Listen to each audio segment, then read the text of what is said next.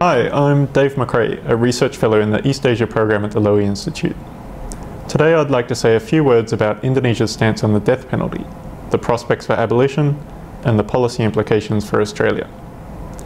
Whether or not Indonesia abolishes the death penalty matters to Australia for principled and practical reasons. Two members of the Bali 9 heroin smuggling ring, Andrew Chan and Miran Sukumaran, face execution in Indonesia, a situation that could severely disrupt bilateral relations. Indonesia also receives the most Australian travellers in Southeast Asia, and a string of Australians have been involved in drugs cases there, particularly in Bali. An abolitionist Indonesia potentially also could be a key domino that spurs other Southeast Asian states to abolish the death penalty.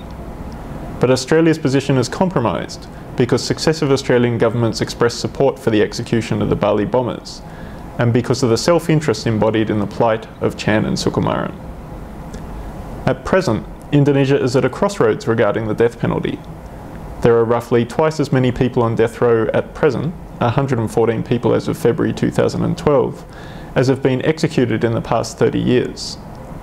Executions peaked in 2008, with 10 in a single year, but Indonesia has not carried out any executions since. Competing forces advocate for greater use of capital punishment, and also for its abolition. Additionally, the imperative to protect Indonesian citizens on death row abroad could provide a new pragmatic reason for abolition, a factor that could affect emerging powers, China and India also.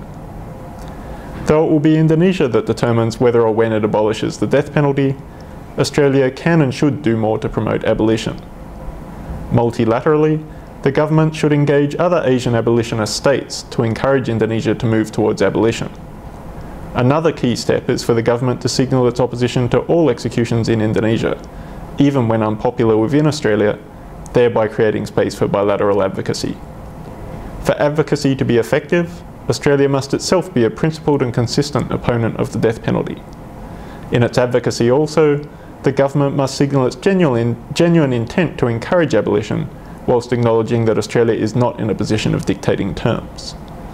To find out more about these issues, you can download my paper, A Key Domino, Indonesia's Death Penalty Politics, at the Lowy Institute website.